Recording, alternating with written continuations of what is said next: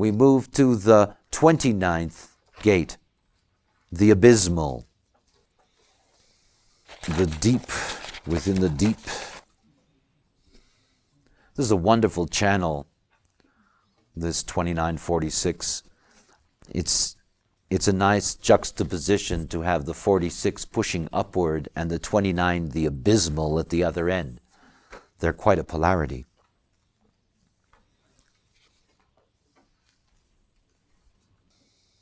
We come to the third variation of the right angle cross of contagion.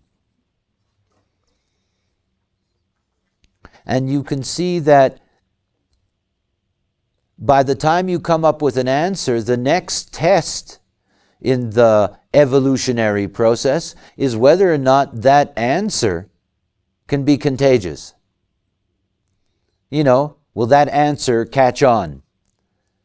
And the only way you can find out if that answer will catch on is if you live out the experience that that answer leads you to.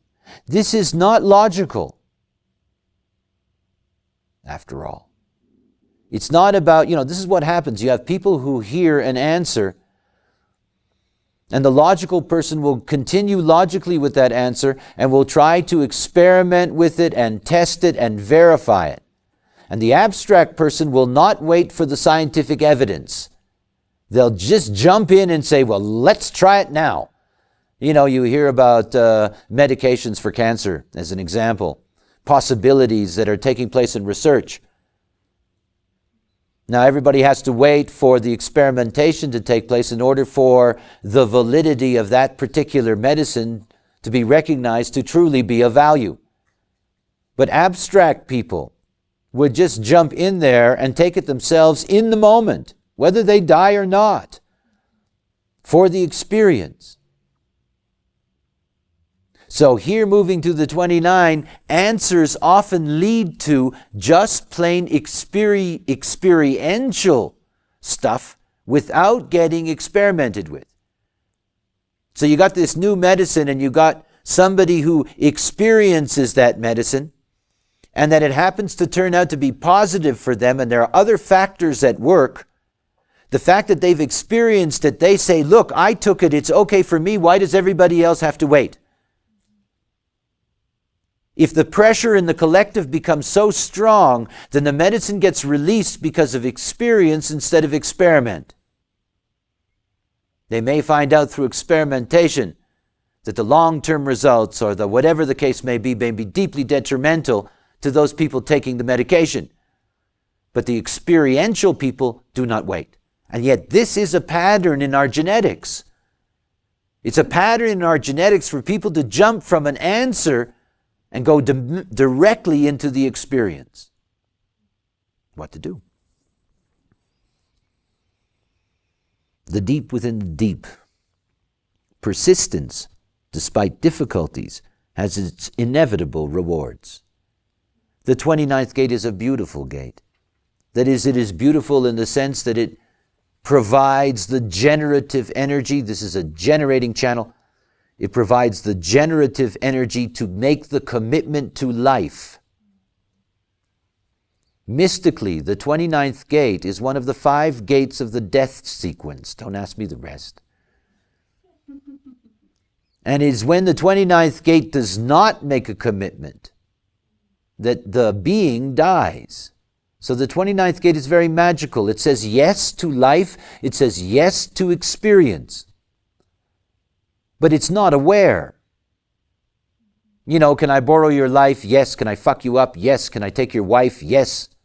Can I shoot your dog? Yes. It's not aware. And if you carry the 29th gate in your design, you can only make legitimate commitments based on the nature of your design, your definition, your authority, your type. If you live out your nature, then you can make commitments that are valuable because you'll stay with them. The first line is called the draftee. The ability to adapt to struggle. Well, if you don't wait to find out whether the answer is true or not, and you just jump on the bandwagon, yes, you're going to meet some struggle. When necessary, but not as a permanent state, Mars exalted, the innate nature to apply energy in times of war or peace. That is the power to persevere when necessary, but not generally. That's the foundation of making a commitment. It's called the draftee. It's not about saying, I'm here to say yes, I'm here to say yes, ask me, I'll say yes. A commitment, a collective commitment, has to come from the outside. And remember, they don't know what the outside is. And the first line is introspective. It's actually deeply concerned about what is a commitment and what happens if you make a commitment. And is it necessary to make a commitment? Because that's where it is in its life. The detriment, Neptune in detriment. Whenever you see Neptune at the foundation, you know that this is a hexagram that is already changing. That is, it's evolving. And because it's Neptunian, we cannot really see the full process that's involved. That can't happen in our lifetimes. The deep impressionability whose mark from times of struggle may make a return to normal conditions extremely difficult. Hesitation in making commitments based on past experience. Now look, this is the very basis of making commitments. The very basis of making commitments is that you're always being dragged into them in life. It's the first thing to understand. It's collective. It's about sharing. You must make a commitment to me. I need your help now. So the 29 is always going to be called upon to make a commitment. That commitment is always there in the collective field. They must share. What happens to them is that they can do it for so long if they enter into it naturally.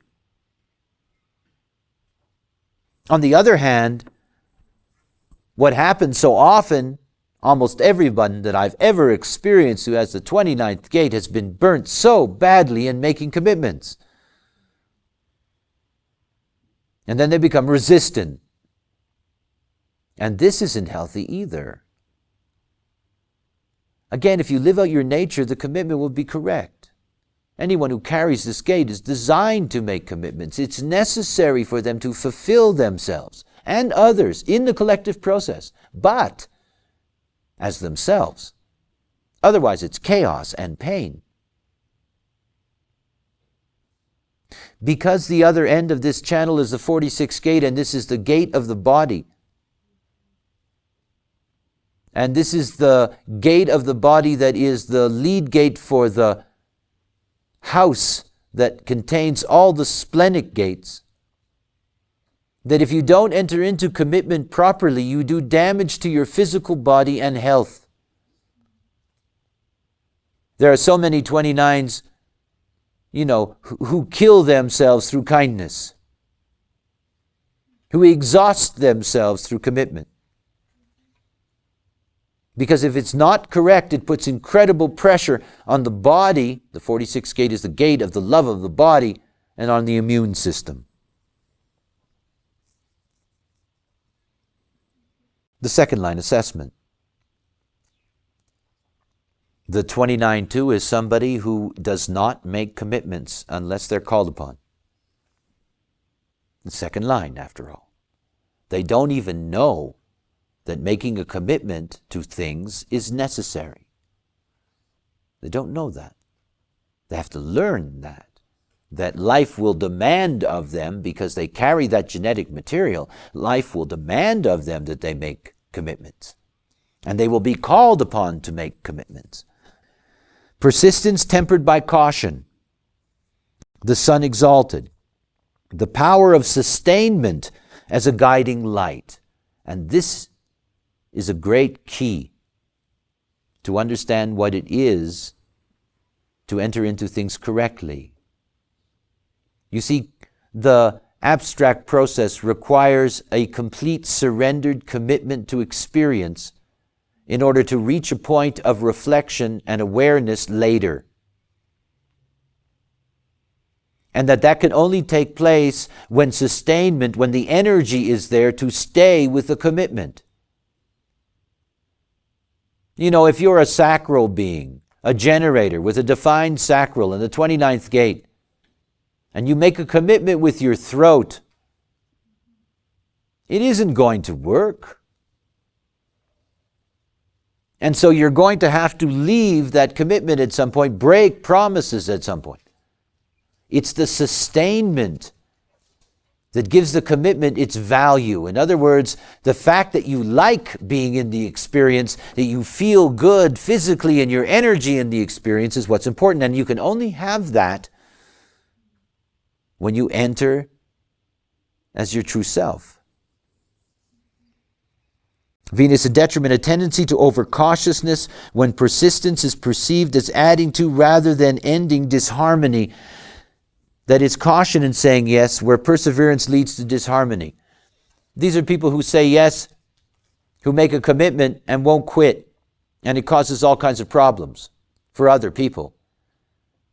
You know, they just won't stop. They made the commitment. You know, you have to fill 12 baskets with apples each day. They make that commitment, but everybody finds out that you can only do 10. You know, the fact that they keep on going to get to the 12 annoys everybody else and makes them very uncomfortable. You know, this persistence once they've made a commitment. But you can see very clearly that the caution is ingrained because it is a second line. They try to avoid in their life making commitments. They try. You know, they don't want to, but it is genetically in their nature to have that called out. Again, they have to be educated to that. You have a child who has a 29-2. You have to tell them that their friends are constantly going to try to get them to say yes to things. And that they have to learn to be cautious about that. That they have to learn how to enter into that kind of an arrangement. Evaluation, the third line.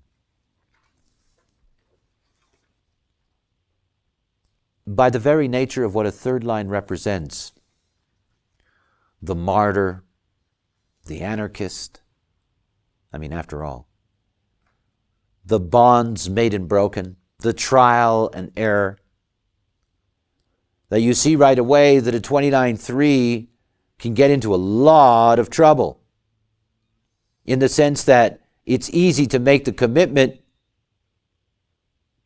but it's very hard to sustain it. Bonds made and broken.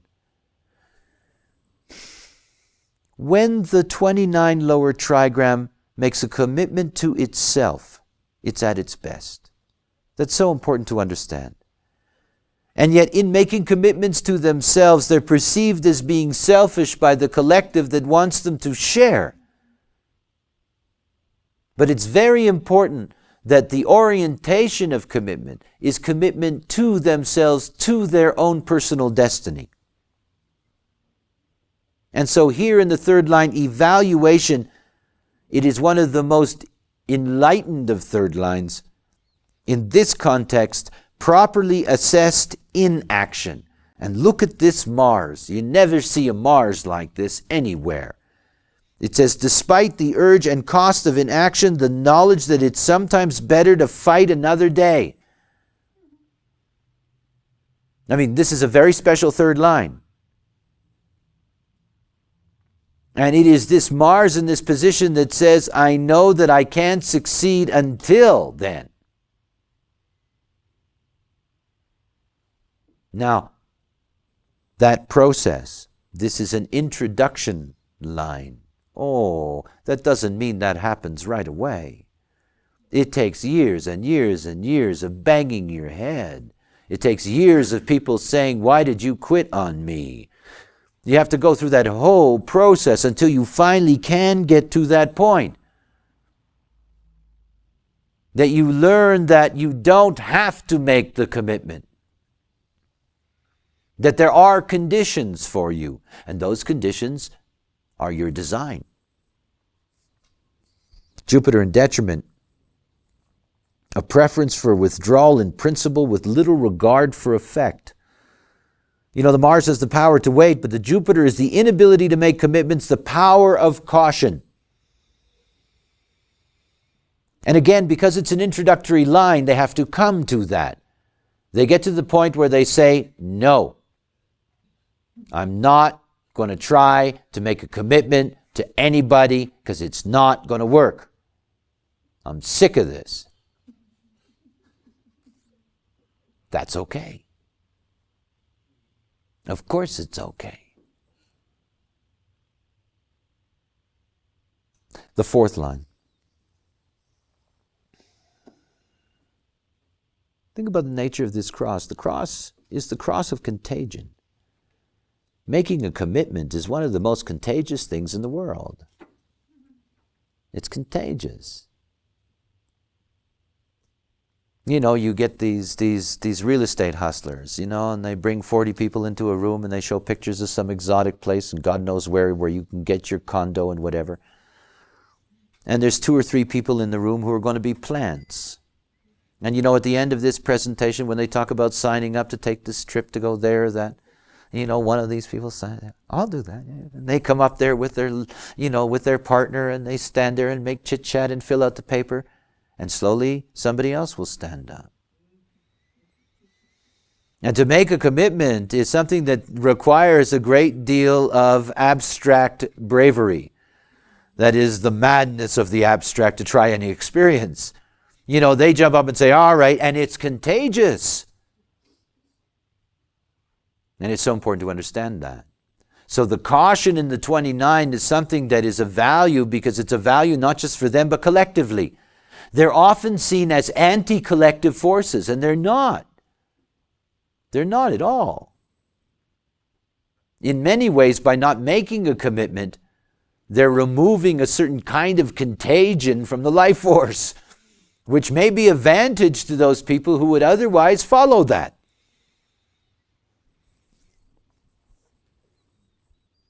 So here we have the transpersonal fourth line, and it says directness. The shortest distance between 2 points is a straight line. Saturn exalted.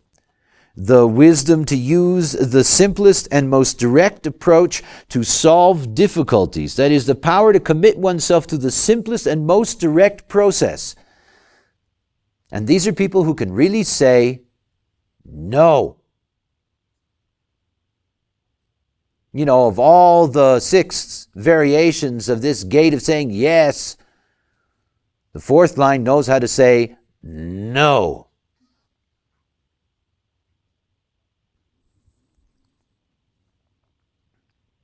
What it's externalizing is what it is ready to commit to that's advantage to the collective. So it will say no to anything that doesn't fit into its fixed externalizing commitment. I only make my commitment to saving bunny rabbits. I'm not interested in saving dogs. Don't distract me. No, I will not say yes to helping dogs. I'm into rabbits. Direct. Focused. The detriment. Venus. Simplicity and directness all too often as seen as inharmonic and aesthetically crude. Yes. How true. You know, these are people that have their commitment. And if you try to pull them away or you try to interfere with that, they can be quite direct and nasty to you. So they should be. Remember the secret of the abstract process. Once you make a commitment, you have to surrender to the experience, otherwise you derive no value from it. So if you're in the middle of doing something and somebody comes up to you and starts to bug you about doing something else, it's okay for you to tell them to disappear. Now, it may come out very rude, but after all, you're here to be in the experience and not distracted. Otherwise, when you get to the end of the day and you lie down in your bed at night, that you don't get the wisdom derived from that day's experience. You don't get the revelation of what you've been through. You don't get to answer the problems that you've met. This is the whole secret. Remember something ironic, that the existential system, the existential circuitry of the abstract is actually in activity, in action itself, much more existential than the individuality that is existential in the integration system. You see, that's the whole thing about abstract people. They are very existential. They are basically not in touch with anything that's going on while they're doing it. They're just there. And the magic is that they can know so much about experience if they just act like that and then come later to the experience and reflect upon it. So this directness is very important. What it's saying is, I have made a single commitment, a commitment to this thing. And as long as I'm surrendered to that, I'm going to learn so much about it. Don't you come in here and bother me. The other thing is, of course, that when people are 29-4s, the quality and the depth of their commitment is influential to others and contagious. I'm going to help you with the rabbits, okay? I'll give up on dogs.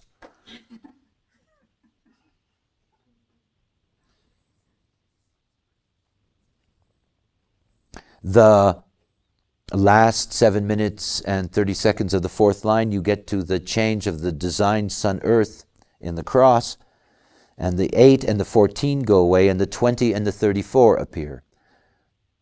Those of you that go through this process and begin to look at these crosses will recognize that some crosses create definition. This is an example of a cross that has a definition. The 2034, the channel of charisma, where thoughts must become deeds. Here in this juxtaposition cross, we have the 29, the 30, the 20, and the 34. This is a very unusual cross, and it's a very unusual cross in our time, and it's a cross that one can really see as being a cross of tragedy in our time. That is, this cross is the 29-4, the 30-4. The 34 is burnout. If you look at the 34th line, you'll also see that the exalted, because it's Plutonic or Neptunian, I can't remember which, but whatever the fact, it doesn't exist. There's only the detriment active now in the 30 in the fourth line. Anyone who carries the 34th line only lives out the detriment, which is the potential always for burnout. So here we have the juxtaposition cross of commitment. These are people that can really burn out. The 2034, the channel of the charisma, as an expression verbally, is always saying, I am busy now, I am busy now, I am busy now. I am busy making a commitment, burning out. I am busy making a commitment, burning out. I am busy making a commitment, burning out. They can make incredible commitments, but they may not live long. It will depend on their design. It will depend on how they enter into experience. But this is an unusual juxtaposition cross. It has a totally different meaning every 256 years. That is the cycle of Pluto. So I should check that. It's right here. It is Pluto, yeah. So every 256 years, we will have as incarnative forces, forces that come in that get the exalted from the 34th line, and not simply just the detriment. So at this time, this is quite an unusual cross. If you meet this in your work, if you meet this as a client, the most important thing for them is not the inherent potential for tragedy in that cross, but the recognition is that that tragedy is perfect for them if they enter into it properly. It is okay to make commitments and burn out if you're doing that correctly. That is, after all, your genetic material. The left angle cross here is called the left angle cross of industry. Contagion, commitment, and then industriousness, industry. And that industry is the 29, the 30, the 20, and the 34, so that I am busy now takes on another value. Being busy, being industrious, getting things done. Very important cross. It is the transpersonal commitment. It's the universalization of commitment, and you can see right away what it brings to the fifth line. Overreach. The tendency to bite off more than one can chew. Think about the general. The general sits in the countryside waiting for that opportunity, that fifth line, waiting for that opportunity, that moment of crisis to be able to bring its particular gift and to be able to succeed. And of course, when you get to the 29.5, at the moment of crisis, when it's necessary for someone to make the commitment, if you don't volunteer, nobody will volunteer. If you don't put your hand up and say that we have to do this, that we should do this, nobody else is going to follow us. And in that kind of situation, the 5 can get way in over its head, making a commitment to something that it cannot really fulfill. At the same time, by making the commitment, things start happening. They start happening. The busyness takes place. Things start getting done. The Sun exalted, where the drive is in the design and not ambition driven. In other words, it's not their fault. It's not like they're taking on all of these commitments for their ego. They just don't have any choice. And because commitment is something that we need all the time, and because there's always crisis, the 29.5 is always being called on to be the solution, to be the one whose commitment will make a difference. Now, when I have 29.5s, and I know so many of them, when I have 29.5s as a client, all I'm saying to them is, look, you're here to bite off more than you can chew. You are. That's okay. But you have to know what to bite off more of. You have to know which thing to bite a lot of. And then it's okay for you. It will always be okay. Including the detriment. The earth in detriment, and you can see this is a sun-earth line, so you can see that people come in on very, very fixed crosses here. And so you have people that come in on the detriment cross. You know, the cross of industry that's going to be a failure. Guaranteed. The earth in detriment, failed ambition. Now, by the way, first of all, aside from the fact that there's nothing wrong with that, what it simply means is that the moment that the 5 is called upon, it is not able to fulfill that commitment. It can't. Now, that's the failure. What may have been started by that commitment may go on and be of enormous value. Remember that the 35th line, which is part of this cross configuration, is always ready to accept what is. It's not the end of the world. It is simply a way in which that operates for the 5th line. Remember, when you look at genetic continuity, you're going to see that each line has, in a spectrum, more advantages in one hexagram than in the other. In other words, that they seem to fit better to one hexagram or the other. This is a case where the 5th line has to deal with failed expectation. And it's something that it must learn. It's interesting to see something about the nature of commitment. The foundation of commitment is the draftee. You know, commitment is necessary. You have to get into the commitment, so that's what it is. But what the general society sees in the 5th line is it always sees it as being ambitious. It always sees it as overreaching. You know, you've got 20 workers working on a railway track. You don't want anyone to overreach.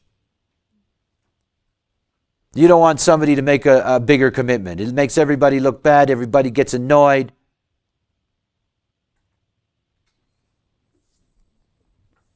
So the society likes failure.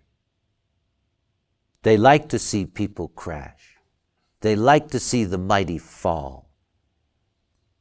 You know, if it's not you that jumped out of the office building in 29, and you've been unemployed for a few years, you don't mind. Human beings. The 6th line.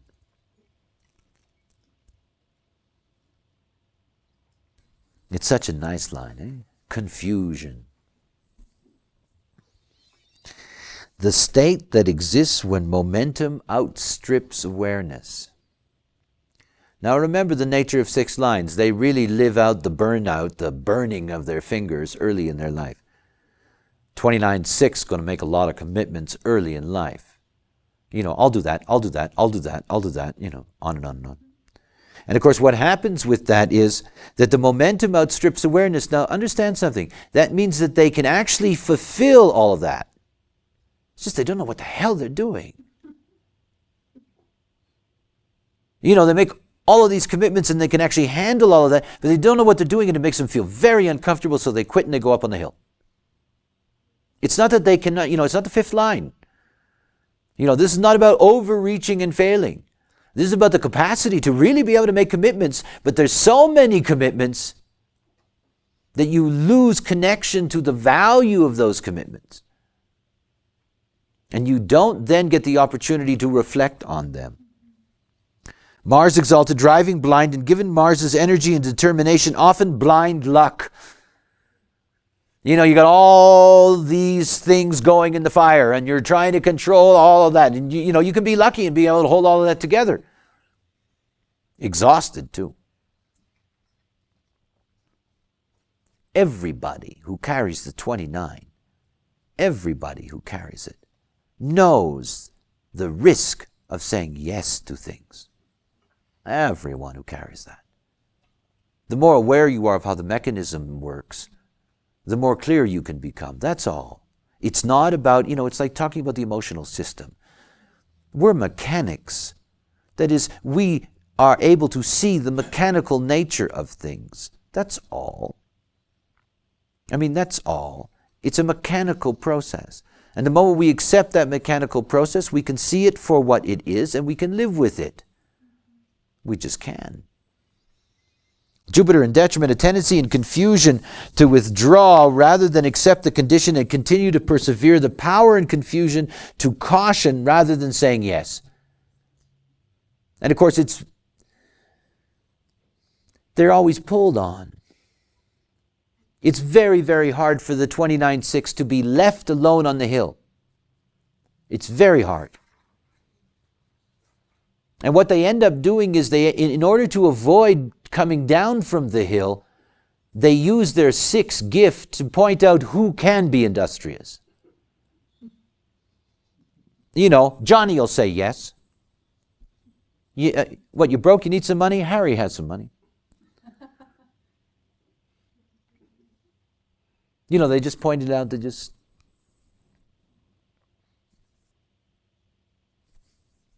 What is so interesting for me about the nature of commitment in terms of the wheel is that when you finally figure out what a proper commitment actually is, you discover that it's the need for sexual intimacy. It's a funny transition, eh? You go through this whole process of, what's the most important commitment I can make? What commitment is really of value, says the 29-6. And when it looks down over the hill, the first thing it sees is the possibility to be able to make love to somebody. It seems like that's an interesting commitment to make.